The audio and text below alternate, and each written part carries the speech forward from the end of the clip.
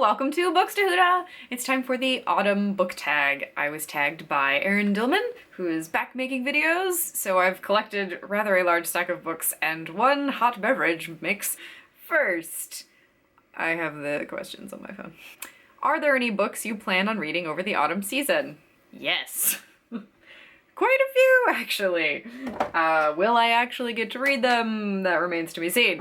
I have been reading, since it came out, Empire of Storms by Sarah J. Maas, and I'm not very far.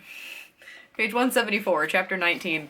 Mostly because I've been really busy. I've been traveling, I've seen my family twice, that took up 2 weekends, been grading, which I have to do after I get done with this, and I also have become obsessed with something else. You know how this happens to me. If you've been around, you've seen the Outlander time, you've seen Poldark time, and I think Poldark was the worst, the best. But now it is the time of the Musketeers. I mean the BBC series, The Musketeers, which I guess is only having 3 seasons. IMDb lied to me.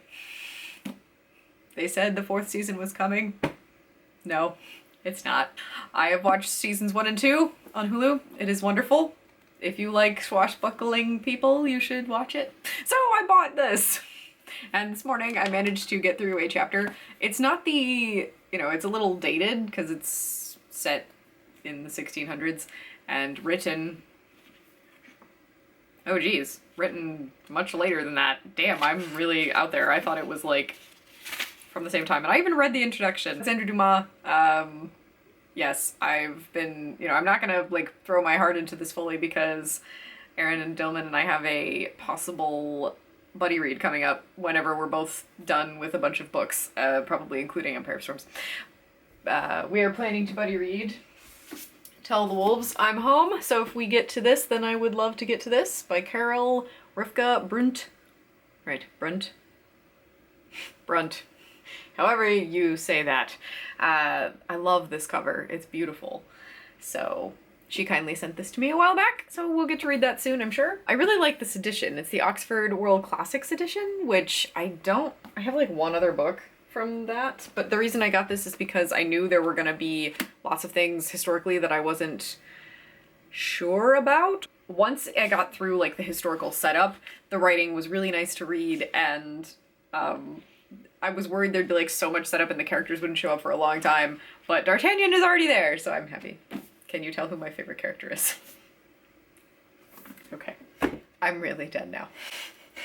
Other books I'm planning to read this fall, I hope. If I get to it, I've had this book for a while, and I haven't even cracked it open, but it's Mr. Penumbra's 24-Hour Bookstore by Robin Sloan, and I was attracted to this by the cover. Oh gosh, I've had it for 2 years now. I bought it October 11th. My internal note says, it's not supposed to be spooky, but I know there's disappearances, and the back of the book says suspicious. So I've been meaning to read this for a long time. I've heard many good things about it, and I feel like it's time. It's just the time. For the 3rd year in a row, ever since I bought this book, I have been trying to read Ray Bradbury's The Halloween Tree, the actual novel, because the film adaptation, there's a cartoon adaptation which is narrated by Mr. Bradbury himself, is one of my favorite movies from childhood. It's wonderful. I really want to read more Bradbury because I love his prose, and I didn't know that there would be illustrations, but they're beautiful, and they are very, they look a lot like the art in the movie, or I'm sure it's the other way around. But this is the house and the Halloween tree itself. So this is kind of spooky but educational, and it's a novella. I don't know how it's taken me 3 years, but it's my goal to start it mid-October and then get to the end before Halloween, and I never do it. So this year is my year. So that's all of the books. That's the first question. Wow. Number 2. September brings back to school memories. What book did you most enjoy studying? And I have a couple of answers because I never just answer one. Well, I've got 3, actually. So, ultimate favorite book ever studied is Frankenstein by Mary Shelley. This is the 1818 edition, not the 1831 edition, which is what most people read. I probably, every time I mention this book, go on a little rant about how much better I like this version, because of Henry. And then my second answer is Jane Eyre and its kind of partner novel, White Sargasso Sea, because I read Jane Eyre on my own and loved it, but there was so much that I didn't understand because I was a teenager and not a person who knew anything about the historical climate, etc., or the, you know, the marriage politics happening in this book. So I'm very glad to have studied it.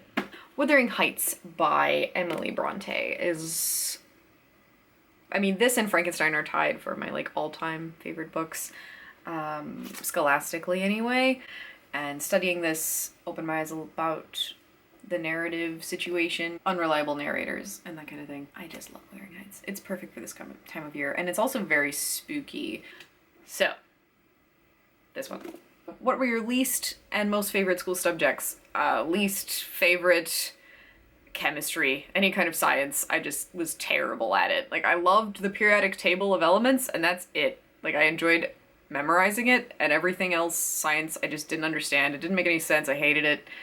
I did very poorly in science for, well, I mean, I like passed, but they could tell I wasn't getting it. And my favorite subject, one guess, everyone, it was English. Surprise. October means Halloween. Do you enjoy any scary books or films? If so, what are some of your favorites?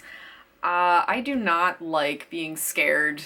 I get creeped out very easily, but the answers that I have for this, you know, spooky movies kind of thing is Nightmare Before Christmas, which I'm sure everybody says that. And then The Halloween Tree, the film adaptation, or the cartoon adaptation. That is my ultimate favorite. I did try to watch Scream Queens, and I want to start it again, but it scared me too much. Like, I got about 5 episodes in, I was like, I can't take this! So maybe I'll be able to watch it this year, I don't know. And True Blood. Like, it's not scary, but it, you know, it has to deal with vampires and stuff. Okay. My other favorite Halloween type of film is Hocus Pocus! I found these pillows at Target the other day and I just needed them because I love that film with Bette Midler and Sarah Jessica Parker and the other witch. It's a movie of my childhood. I had a huge crush on Binks. We actually named a cat Binks, like we adopted a black cat and named him Binks. He didn't live very long, but it was great to have him while we did. So yes, Hocus Pocus. With November, it's time for bonfire night and firework displays. Not really that's not true in America, but you know, it's bonfire night, sure. What's the most exciting book you've read that really kept you gripped? The first one is Orcs and Crake by Margaret Atwood. This is the only Atwood I've ever read, but I'm working on it. This book is kind of a slow burn, but everything is so interesting that you keep going until this one point that you hit where the whole world of the book just kind of shatters and you're not expecting it at all. And after that, you are just like racing to get to the end so you find out what happens. So I cannot recommend this book enough. It is amazing. It's not sci-fi, but speculative fiction where Atwood looks at the world we live in and thinks about what could be coming, and this is kind of terrifying because of that. Like, I could really see this happening, and it's scary. I want to read the sequels soon. The other books are not going to be a surprise to anyone. Dragonflight Amber and Voyager from Outlander series. However, not the first half of Dragonflight Amber. As soon as something happens near the end of the book, people who've read it, you know what I'm talking about. There's an event that happens about here. Like, I read the smaller version of this book, but about page 500, something happens that sets off a chain of events that I was not expecting, and it was fantastic after that. Up until that point, there was too many French politics for me. If you have watched my previous videos about this, you'll know. But I can see how some of that was necessary, but I think about 100 pages of Paris could have just been chopped. But I'm sure it was very well researched. What gets set off in motion of this book picks up in Voyager, and I read this beast in about 9 days, and that was with doing my job, you know, teaching and grading and everything. And this is a hefty sucker. It's like it's 870 pages. It's wonderful. I love it. favorite book I've read recently, probably. Later. Next. What book is your favorite cozy read? I have a couple answers for this, and they're very different.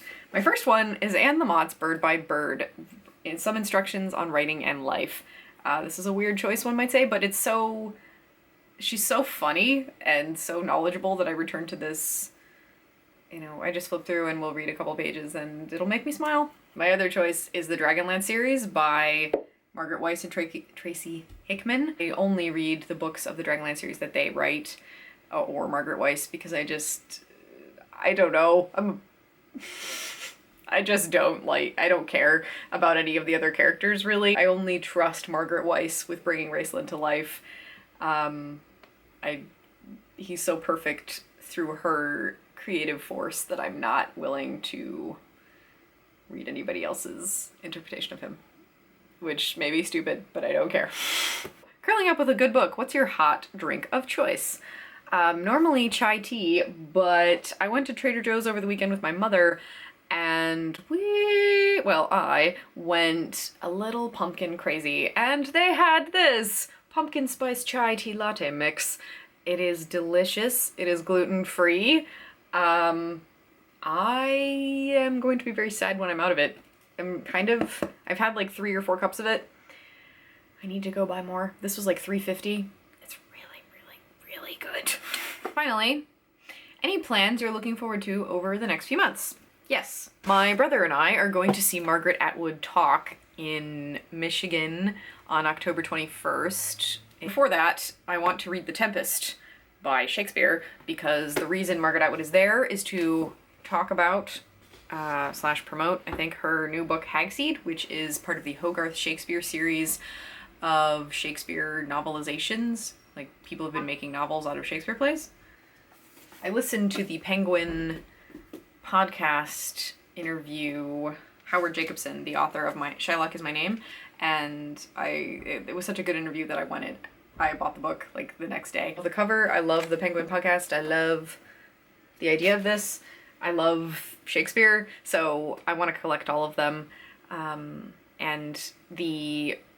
when I heard that Margaret Atwood was going to go speak, I was like, I have to go. A bonus is that the ticket includes a hardcover copy of Hagseed. So for $30 you get the book and you get to hear Margaret Atwood talk, and I'll probably get it autographed. It's pretty fucking cool, because even though I've only read one of her books, Margaret Atwood does have an entire shelf down here. So, because I'm gonna get there, I'm gonna read them all. That has been the Autumn Book Tag. I hope you enjoyed it. Books to Huda! I feel like I'm missing someone. Like there's supposed to be someone here. Oh yeah, she's in the right spot. There we go. Gotta have Starbuck where she's supposed to be. Are there any books you plan on reading over the autumn season? Oops. It's not really spooky, I guess, but there is... there is an element... I have too many Funkos, I keep knocking them over. There is a... I mean, I don't know what's a spoiler. Like, what would not spoil it? Is that Barfield? The guy rents... What does one dude rent? Mr. Lockwood rents Thrushcross Grange. It's really hard to say. Thrushcross Grange. The mailman is here. Is it a package for me? I didn't order anything. Unless maybe I did. But I think that would come through regular mail. It's awkward. Like, please don't look up here and see me filming. I put a spell on you, and now you're mine. Good enough. Good enough! Whoosh.